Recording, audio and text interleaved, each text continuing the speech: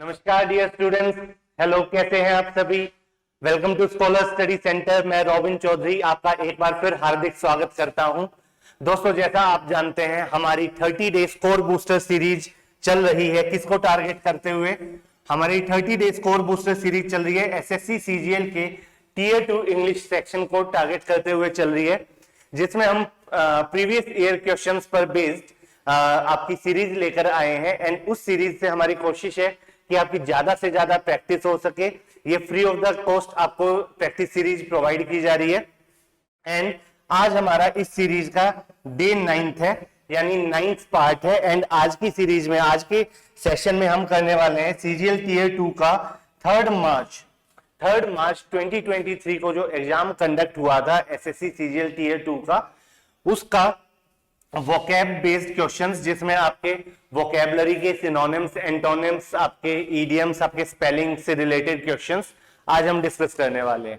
ठीक है, तो स्टार्ट करने से पहले मेरी आपसे रिक्वेस्ट है, आप चैनल को जरूर सब्सक्राइब करके जाएं। वीडियो पसंद आए तो लाइक करें, शेयर करें एंड जुड़े रहें हमसे अपनी तैयारी को और बेहतर करने के लिए।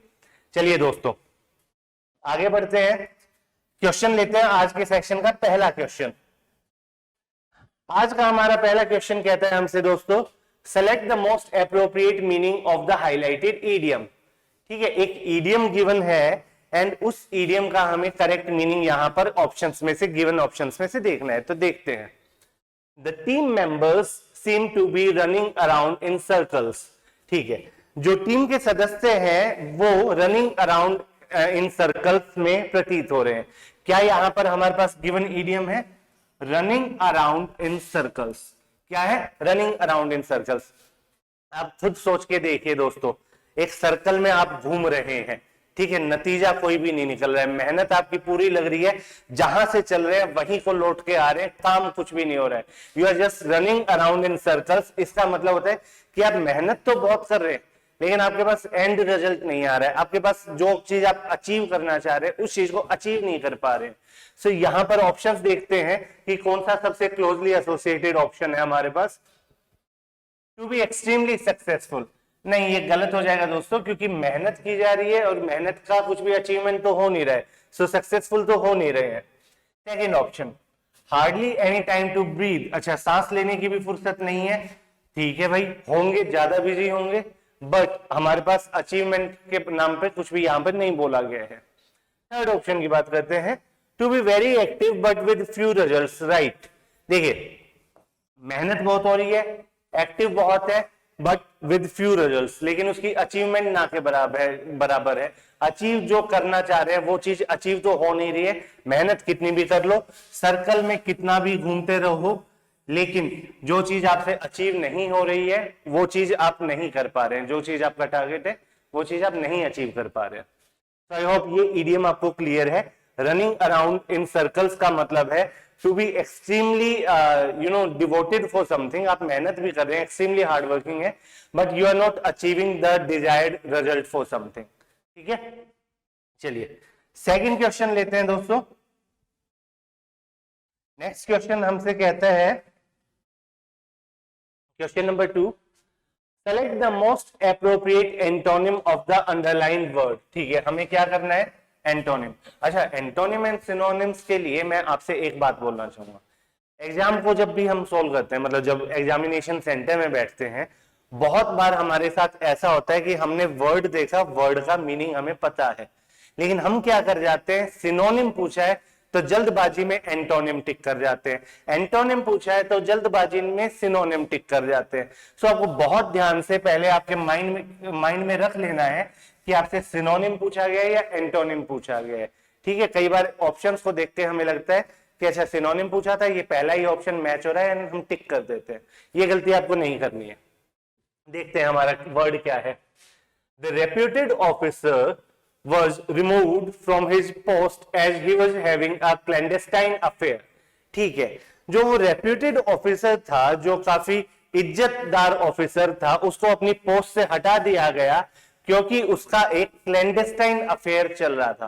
क्लैंडेस्टाइन वर्ड का मतलब होता है दोस्तों छुपा हुआ, हिडन, कोई चीज जो सीक्रेट तरीके से, गुप्त तरीके से अगर आप कर रहे हैं तो you are doing it in a clandestine manner. ठीक है, सो मैंने क्या कहा, क्लैंडस्टाइन का मतलब हमारे पास होता है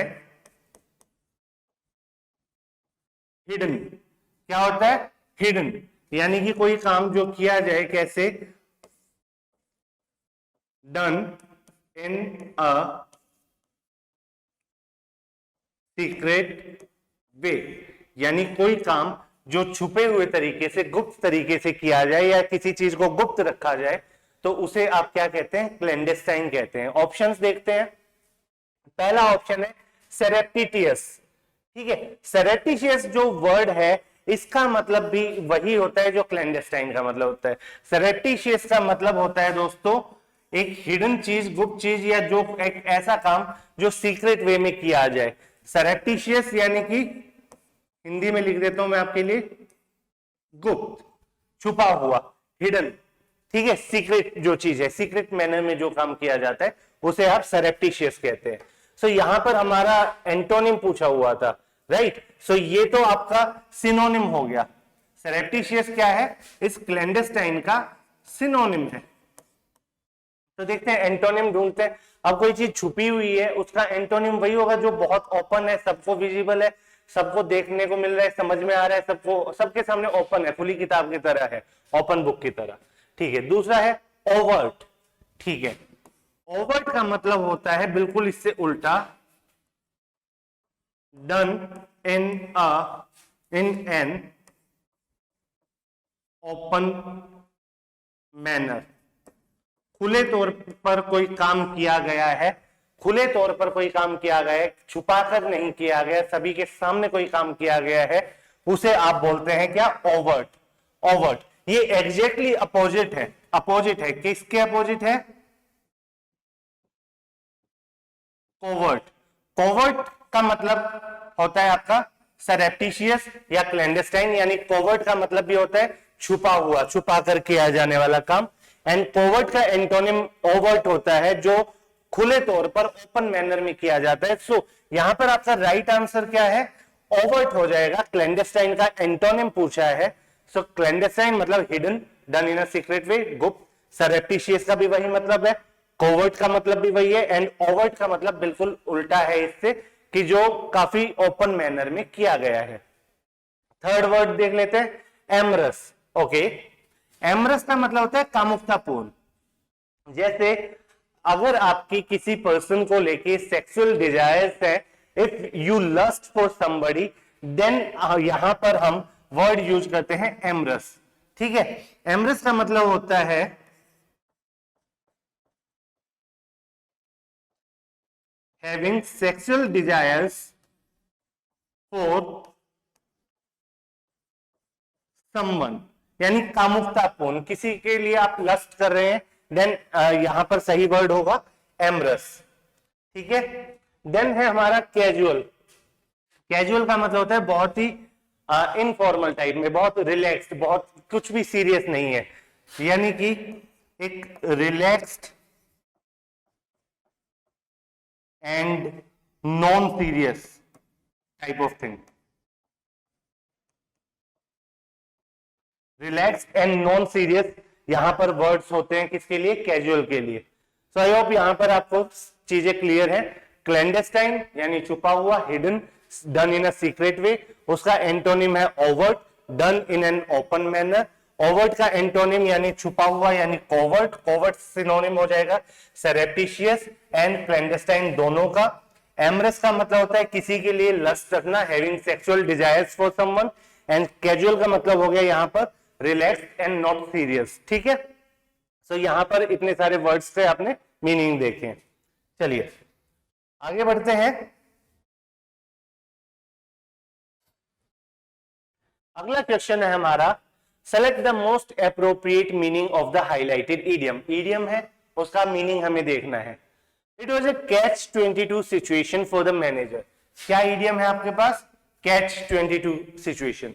अगर मैं कहूं आपको कि आप एक ऐसी सिचुएशन में फंसे हैं जहां पर एक तरफ आपके सामने कुआं है, दूसरी तरफ खाई है, यानी आप प्रॉब्लम में है, आगे जाते हैं तो मरते हैं, पीछे हटते हैं तो मरते हैं, यानी आपकी प्रॉब्लम का कोई सॉल्यूशन नहीं है। जैसे आप स्टूडेंट्स हैं, मैं आप रिलेट कर पाएंगे, मैं आपको बताता हूं। आपने एग्जाम दिया, बट अनफॉर्चुनेटली आप उस एग्जाम में फेल हो गए। आपको डर लगा कि घर पे कैसे बताएंगे, घर पे फिर आपने डरते हुए झूठ बोल दिया कि मैं पास हो गया, मेरे इतने परसेंटेज मार्क्स आए। अब प्रॉब्लम ये हो गई कि आपने घर पे एक बार झूठ बोल दिया, उस झूठ को चलाने के चक्कर में आप झूठ पे झूठ, झूठ पे झूठ, झूठ पे झूठ बोलेंगे, लगातार डरते रहेंगे कि कभी ना कभी तो भांडा खुलेगा, ठीक है। एंड दूसरी तरफ आपको डर ये है कि चल चल के खुद ही अपने पेरेंट्स को सच्चाई बता दूं क्या, फिर आपको डर ये लगता है कि मार पड़ेगी। तो एक तरफ पेरेंट्स की मार है, दूसरी तरफ झूठ खुलने का बार बार डर है। तो आप एक ऐसी प्रॉब्लम में फंस गए जिसका आपको सॉल्यूशन नहीं समझ में आ रहा। सो कैच 22 सिचुएशन का मतलब होता है एक ऐसी प्रॉब्लम जिसका कोई सॉल्यूशन नजर नहीं आता, ठीक है। So a problem that doesn't seem to have any solution। एक ऐसी प्रॉब्लम जिसका कोई सॉल्यूशन ही नजर नहीं आता, जिससे एस्केप करना नामुमकिन लगता है आपको, उसे कहते हैं कैच 22 सिचुएशन। ऑप्शंस देखते हैं। Worthy successor to the throne, नहीं। डिफिकल्ट, ये थोड़ा सा टाइपिंग एरर है। A difficult situation in which the solution to a problem is impossible, ये इसका राइट आंसर है कि एक ऐसी डिफिकल्ट सिचुएशन जिसमें प्रॉब्लम का सॉल्यूशन इम्पॉसिबल नजर आता है। Held as the ultimate champion, नहीं। A positive outcome in a tough situation, नहीं।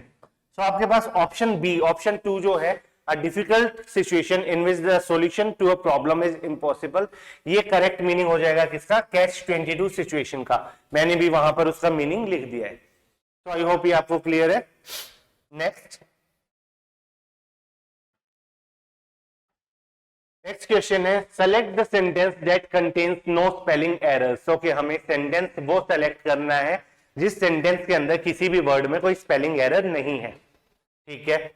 इस तरह के क्वेश्चन एसएससी नहीं पूछता था, एसएससी सीधा स्पेलिंग टेस्ट लेता था, लेकिन अभी एसएससी ने पूछा है तो इस क्वेश्चन को भी हम देखते हैं। द ग्रैंड, ये सीधा वर्ड गलत है, देखिए इन्होंने लिख रखा है ग्रैंडुअर। ग्रैंडुअर कोई वर्ड ही नहीं होता, सही वर्ड एक वर्ड होता है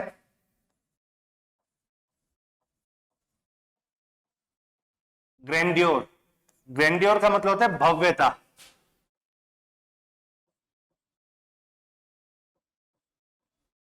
भव्यता, किसी चीज की महिमा, कोई किसी चीज की विशालता, यानी कोई चीज बहुत बड़ी है, बहुत विशाल है, बहुत फेमस है, उसकी जो आपके को वो सुनने को, तारीफें सुनने को मिलती है, उसे आप कहोगे कि वो भव्य है, महिमा मंडन किसी चीज का होता है, तो उसे आप ग्रैंड्योर बोलते हो, ठीक है। तो यहां पर पहले सेंटेंस में ये ग्रैंड्योर की स्पेलिंग गलत थी। सेंटेंस पूरा पढ़ लेते हैं। The grandeur of the ancient Roman Empire is visible in many monuments in Italy and Greece। Italy and Greece के बहुत सारे स्मारकों में पुराना जो रोमन एम्पायर था उसकी भव्यता नजर आती है, ठीक है। ये सेंटेंस कहना चाह रहा था। ओके, सेंटेंसेस तो सारे सेम है, ठीक है। हमें सेम सिमिलर सेंटेंसेस में से वर्ड जो है वो सेंटेंस देखना है जिसमें कोई भी स्पेलिंग की मिस्टेक नहीं है, ठीक है। चलिए सेकंड देखते हैं। अब यहां पर इन्होंने स्पेलिंग मिस्टेक दी है, तो हो सकता है इसी चीज को ही यहाँ इसी चीज को कैरी कर रहे हैं, सेम वर्ड पे स्पेलिंग टेस्ट ले रहे हैं आपका, तो कोई मुश्किल नहीं है। द ग्रैंडोर, मैंने आपको बताया सही स्पेलिंग क्या होती है, तो ये वाला तो गलत था, ये भी गलत हो गया, ये स्पेलिंग हमें ढूंढनी है। द ग्रैंड्योर, यहां पर आपकी स्पेलिंग सही है थर्ड ऑप्शन में। The grandeur of the ancient Roman empire is visible in many monuments in Italy and Greece. आपका ऑप्शन नंबर 3 करेक्ट आंसर है। फोर्थ में देख लेते हैं, द ग्रैंडुअर, ये स्पेलिंग भी गलत है। सो आपका करेक्ट आंसर क्या हो जाएगा यहां से, option number 3, the grandeur of ancient Roman empire is visible in many monuments in Italy and Greece. मतलब सेंटेंस का बता चुका हूं, करेक्ट स्पेलिंग एंड उसका मतलब बता चुका हूं। तो आई होप ये आपको क्लियर है। आगे बढ़ते हैं। पांचवा क्वेश्चन हमारा कहता है, select the most appropriate antonym. Antonym बताना है हमें of the underlined word. The Placid, ठीक है, वर्ड है अंडरलाइन क्या, प्लेसिड, पूरा पढ़ लेते हैं। The Placid conversation between the two cricketers on a TV show aroused much controversy. ठीक है दोस्तों, ये जो प्लेसिड वर्ड है, प्लेसिड वर्ड का मतलब होता है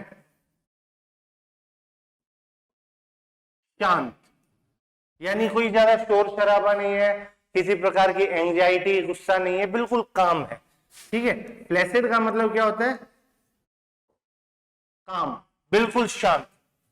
तो बिल्कुल शांत को आप क्या बोलते हो, प्लेसिड बोलते हो। तो अब काम का उल्टा क्या होगा, जहां पर शोर शराबा हो, किसी तरह की एंजाइटी हो, चिल्लम चिल्ली चल रही हो, तो इसका एंटोनिम ऐसा कोई वर्ड होगा। हम सारे वर्ड्स को देख लेते हैं। सो पहला है सार्डोनिक। देखिए सार्डोनिक नहीं होगा, बिकॉज इसका मतलब क्या होता है,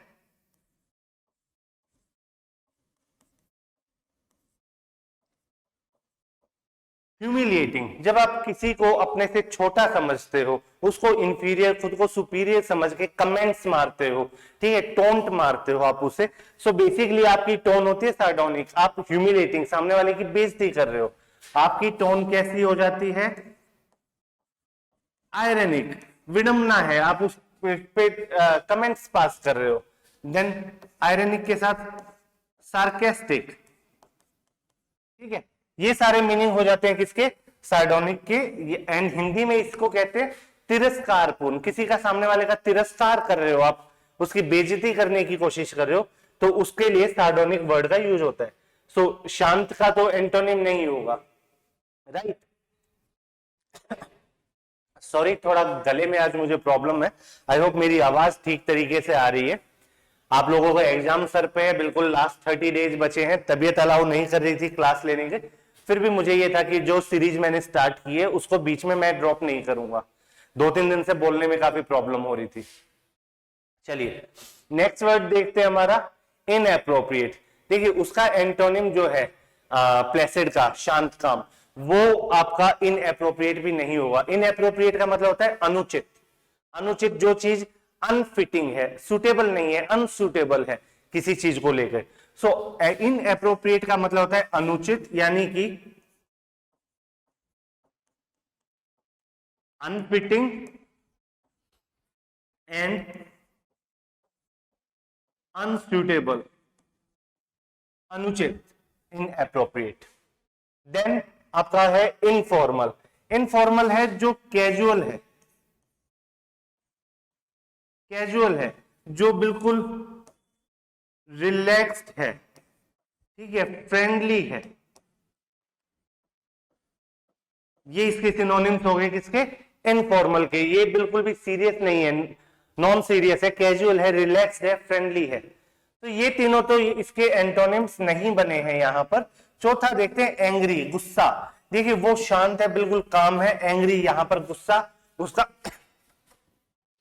एंग्री जो, सॉरी, गुस्सा है वो उसका एंटोनिम बन रहा है, बिल्कुल अपोजिट इन मीनिंग है किसका, आपके वर्ड प्लेसिड का। प्लेसिड का मतलब शांत, ठीक है, बिल्कुल शांत है, काम है, कोई गुस्सा, कोई चिल्ला नहीं रहा, गुस्से में आदमी चिल्लाता है। यहां पर इसका ऑप्शन नंबर 4 जो है वो आपका राइट आंसर हो गया यहां। चलिए मूविंग ऑन, अगले क्वेश्चन की तरफ चलते हैं।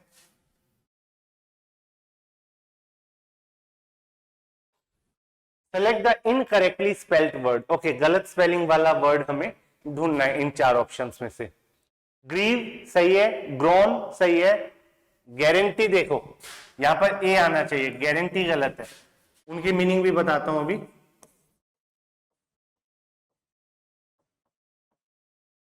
सही वर्ड क्या होता है, गारंटी। जब आप किसी को आश्वासन देते हैं, ठीक है, आप गारंटी दे रहे हैं, आप अपनी तरफ से एक निश्चितता प्रोवाइड कर रहे हैं सामने वाले को कि फिक्र मत करो, मेरी गारंटी है, आश्वासन दे रहे हैं आप, ठीक है। तो करेक्ट स्पेलिंग क्या होगी इसकी, गारंटी की करेक्ट स्पेलिंग ये होती है। अब देखते हैं ऑप्शन नंबर 1, ग्रीव। देखिए आप, हमारे घुटने होते हैं, घुटनों के नीचे जो, घुटने के नीचे और एंकल के ऊपर, टखने के ऊपर का जो हिस्सा है, जिसको हिंदी में पिंडलियां बोलते हैं, ठीक है। आपने पुरानी टाइम की मूवीज वगैरह में, जो मूवीज पुरानी हिस्ट्री को दिखाती हैं, वहां पर देखा होगा जब भी दो सेनाओं के बीच में लड़ाई होती थी, तलवारों वाली लड़ाई, वहां पर उनका जो आर्मर होता था, बॉडी का आर्मर, वो सिर से लेके पैर तक लोहे या किसी और मेटल के आर्मर से कवर्ड होते थे। तो घुटने एंड टखने से ऊपर का जो आपकी पिंडलियां होती हैं, वहां का जो हिस्सा होता है, उसके कवच को क्या कहा जाता है? ग्रीव। उसको क्या कहा जाता है? ग्रीव। सो मैं कहता हूं इसे कि ग्रीव क्या होता है? हमारा प्रोटेक्शन गियर होता है। Protection gear used to cover area between ankle and knee. थोड़ी ऐसे ही लिखा गया जगह कम में, लेकिन आप समझ जाएंगे। प्रोटेक्शन गियर है, एक सुरक्षा कवच है जो घुटने एंड टखने के बीच के हिस्से को प्रोटेक्ट करने के लिए पहना जाता है। जैसे हाथ पर पहना जाता है, ऐसे ही आपकी पिंडलियों पर पहना जाता है। ये होता है ग्रीव का मतलब। ठीक है। दूसरा है ग्रोन। ठीक है, ग्रोन का मतलब होता है कराहना, कराहट जो निकलती है मुंह से, दर्द में या किसी दुख में जो आवाज निकलती है, जो बेचारा पड़ा पड़ा रो रहा होता है, करा रहा होता है दर्द में। ठीक है, तो ग्रोन का मतलब होता है एक ऐसी साउंड जो दर्द में या दुख में निकलती है। सो ग्रोन का मतलब क्या होता है? साउंड मेड because of या sound made in pain या अनहैप्पीनेस। पेन या अनहैप्पीनेस में, दुख, दर्द, पीड़ा, इन सब में जो आवाज निकलती है, कराहट निकलती है, उसे आप कहते हैं ग्रोन। गारंटी का हम मतलब जान ही चुके। ग्रेवली का मतलब होता है गंभीरता से, क्वाइट सीरियसली। ग्रेवली का क्या मतलब है? सीरियसली, गंभीरता से। तो यहां पर चारों के मीनिंग हम देख चुके हैं। गलत स्पेलिंग किसकी थी? गारंटी वर्ड की यहां पर गलत स्पेलिंग गिवन थी। चलिए मूविंग ऑन, अगले क्वेश्चन की तरफ चलते हैं। नेक्स्ट क्वेश्चन हमसे कह रहा है identify the pair of synonyms from the underlined words in the given sentence. ठीक है, सेंटेंस में कुछ वर्ड्स गिवन है, उनके पेयर ऑफ सिनोनिम्स छाटने हमें, यानी कि दो वर्ड्स जिनका सिमिलर मीनिंग है। It was a fairly foul day as omens could be seen in abundance from the threshold of his border town ever since the dawn struck। ठीक है, देखिए Fairlie का मतलब होता है ठीक ठाक मात्रा में, काफी है, बहुत ज्यादा नहीं है, कम भी नहीं है, काम चल रहा है। ठीक है। फाउल का मतलब होता है कोई चीज बुरी है, वेरी बैड, अनप्लेजेंट, चाहे वो स्मेल के लिए यूज हो रहा हो या किसी और चीज के लिए। ठीक। ओमेन्स का मतलब होता है इंडिकेशन। इंडिकेशन यानी शकुन। जैसे कहते हैं ना कि बिल्ली रास्ता काट गई तो अपशगुन हो गया। ठीक है, तो इंडिकेशन है कि फ्यूचर में क्या हो सकता है, उस चीज का अंदाजा लगाना। Could be seen in abundance from the threshold. Threshold क्या होता है? किसी चीज का आरंभ पॉइंट, आरंभ बिंदु, यानी कि कोई चीज जहां से शुरू होती है उसे आप कहते हैं थ्रेशोल्ड। ठीक है, सीमा है, उसके बाद शुरू हो रही है। देन है आपका बॉर्डर। बॉर्डर का मतलब आप जानते हो, सीमा। ठीक है। एंड देन है एवर सिंस द दान। दान का मतलब होता है सुबह। सुबह यानी कि जैसे किसी भी चीज की शुरुआत हो रही हो, किसी चीज की शुरुआत होती है, उसको डान से यूज कर सकते हैं। जैसे मूवी आई थी Dawn of the Planet of Apes था, यानी एप्स के प्लेनेट की शुरुआत। ठीक है, तो सुबह के लिए भी यूज किया जाता है, सवेरे के लिए, एंड किसी चीज की शुरुआत होने को, प्रारंभ होने को भी दान कहा जाता है। सो यहाँ पर मुझे इन दो का मीनिंग सिमिलर लग रहा है। ये दोनों आपस में मुझे सिनोनिम्स दिख रहे हैं साफ साफ। थ्रेशोल्ड का मतलब होता है किसी चीज का स्टार्टिंग पॉइंट, एंड दान का मतलब भी होता है कोई चीज जब स्टार्ट होती है उसका स्टार्टिंग पॉइंट। ऑप्शंस देखते हैं। Fairlie and abundance. देखो फेयरली का मतलब होता है ठीक ठाक, अबंडेंस का मतलब होता है बहुत ज्यादा मात्रा में, प्रचुर मात्रा में, अवेलेबल इन लार्ज क्वांटिटी। तो ये दोनों एक दूसरे के अपोजिट हो गए, एंटोनिम हो गए, तो ये सिनोनिम्स नहीं है।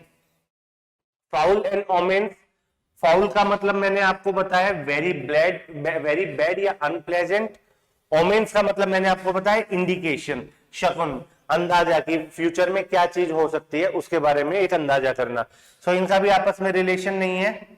देन डे, डे का मतलब दिन, बॉर्डर, बॉर्डर का मतलब सीमा या आपका जो बॉर्डर को और क्या कहते हैं हिंदी में, सीमा ही ठीक है। ठीक है, सो दिन एंड बॉर्डर इनका भी आपस में कोई लेना देना नहीं है। चौथा ऑप्शन है थ्रेशोल्ड एंड डाउन, ये आपका करेक्ट ऑप्शन है। थ्रेशोल्ड का मतलब होता है स्टार्टिंग पॉइंट, आरंभ बिंदु किसी चीज का, एंड डाउन होता है किसी चीज की शुरुआत होना, प्रारंभ होना। सो आपके ये दोनों वर्ड्स जो है थ्रेशोल्ड एंड डाउन, ये एक दूसरे के क्या है, सिनोनिम्स का एक पेयर है। क्या है ये, आपस में सिनोनिम्स है। तो यहां पर इसका करेक्ट आंसर ऑप्शन नंबर 4 है। चलिए बढ़ते हैं अगले क्वेश्चन की तरफ। अगला क्वेश्चन कहता है select the option that can be used as a one word substitute for the given group of words. ठीक है, वर्ड्स का एक ग्रुप गिवन है एंड उसका हमें वन वर्ड सब्स्टिट्यूशन देखना है। Photographers who follow celebrities to get their pictures to sell them, paparazzi. ठीक है, जब भी सेलिब्रिटीज आते हैं जाते हैं, उनकी फोटोज क्लिक करके मैगजीन्स को बेचना, न्यूज़पेपर्स को बेचना या न्यूज चैनल्स को बेचना और एंटरटेनमेंट चैनल्स को बेचना, ये काम किसका होता है, ये काम होता है हमारे पेपरैजी का। सो यहां पर ऑप्शन नंबर 1 ही हमारा करेक्ट है। पेपरैजी क्या होता है, photographers who follow celebrities to get their pictures to sell them, celebrities की पिक्चर्स क्लिक करके उनको बेचते हैं, ये आपके पेपरैजी होते हैं। बाकी क्या वर्ड्स है, रिपोर्टर, संवाददाता, जो आप न्यूज चैनल पे देखते हो कि हाथ में माइक लेकर और कहीं से न्यूज रिपोर्ट करते हैं, उन्हें रिपोर्टर या संवाददाता कहते हैं।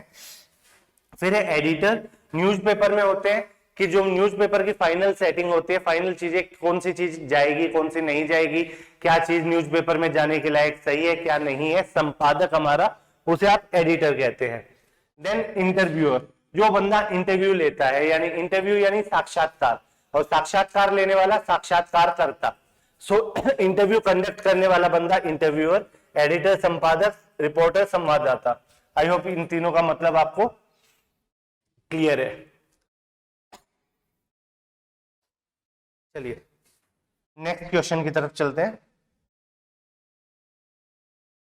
Select the option that can be used as a one word substitute for the given group of words. ठीक है, फिर से वन वर्ड सब्स्टिट्यूशन है। Someone who is reserved and shy, देखिए कोई बंदा अपने आप में रहता है, ज्यादा बात नहीं करता, कम बोलता है, उसे आप बोलते हैं इंट्रोवर्ट। इंट्रोवर्ट यानी अंतर्मुखी, अपने आप में रहने वाला, ज्यादा लोगों से घुलने मिलने वाला नहीं, उसे बोलते हैं इंट्रोवर्ट। जब कोई बहुत ज्यादा बातचीत करने वाला होता है, बहुत ज्यादा, जिसे कहते हैं ना कि बातूनी होता है, वो बहुत जल्दी लोगों से घुल मिल जाता है, उसे कहते हैं एक्सट्रोवर्ट, बहिर्मुखी। देन इंट्रोवर्ट एंड एक्सट्रोवर्ट के बीच में भी एक कैटेगरी होती है जिसे कहते हैं एम्बीवर्ट। ना तो वो इंट्रोवर्ट है ना ही वो एक्सट्रोवर्ट है, वो दोनों के बीच में कहीं लाई करता है। एट टाइम्स वो काफी रिजर्व भी रह सकता है, शाई रह सकता है, लेकिन वो घुल मिल भी जल्दी जाता है लोगों से। ठीक है, तो इन दोनों के बीच में होता है एम्बीवर्ट। सो जो रिजर्व्ड है, जो शाई है, उसका करेक्ट आंसर हो गया इंट्रोवर्ट। अंतर्मुखी इसे कहते हैं जो कम बोलता है, ज्यादा बोल के जल्दी से लोगों से घुलने मिलने वाला क्या है, एक्सट्रोवर्ट होता है। इन दोनों के बीच में होता है एम्बीवर्ट। इन दोनों के बीच में क्या होता है, एम्बीवर्ट, जो अपने अनुसार रिजर्व भी रहता है एंड घुल मिल भी जल्दी जाता है। ठीक है, सो आंसर तो आपको पता चल गया, इंट्रोवर्ट है। एक नया वर्ड एम्बीवर्ट आपके सामने, एक्सट्रोवर्ट का मीनिंग भी बता दिया है। देन है शोफर। देखिए शोफर होता है driver of a rich person, जैसे कोई फिल्म स्टार है या हमारे पॉलिटिशियंस ले लो, जैसे मोदी जी हैं, उनकी गाड़ी जो बंदा चलाता है, चाहे वो कमांडो ही क्यों ना हो, एसपीजी का ही बंदा क्यों ना हो, लेकिन एक रिच पर्सन, एक बहुत फेमस पर्सन, पॉपुलर पर्सन की गाड़ी चलाने वाला जो ड्राइवर होता है, उसे आप शोफर कहते हैं। ठीक है, driver of a rich person, किसी धनी व्यक्ति की गाड़ी चलाने वाला ड्राइवर जो है उसे आप शोफर कहते हैं। ठीक है, देन है टॉकेटिव। टॉकेटिव जो बातचीत बहुत ज्यादा करता है, जैसे एक्सट्रोवर्ट जल्दी घुल मिल जाते हैं, थोड़ा सा फर्क होता है जल्दी घुलने मिलने में और ज्यादा बातचीत करने में। जो व्यक्ति घुल मिल रहा है जरूरी नहीं है कि वो बातचीत भी ज्यादा कर रहा हो, राइट। सो टॉकेटिव हो गया आपका जो बहुत ज्यादा बातचीत करता है, बातूनी जिसे आप कहते हैं। इसके लिए वर्ड है गैरुलस। इसके लिए क्या वर्ड है?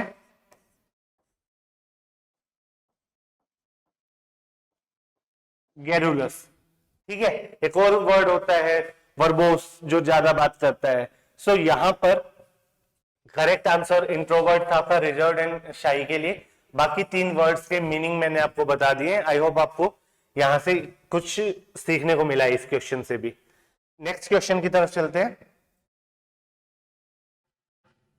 ओके, यही क्वेश्चन थे हमारे आज के सेक्शन में, जो idioms and vocab based questions थे। किस पेपर में?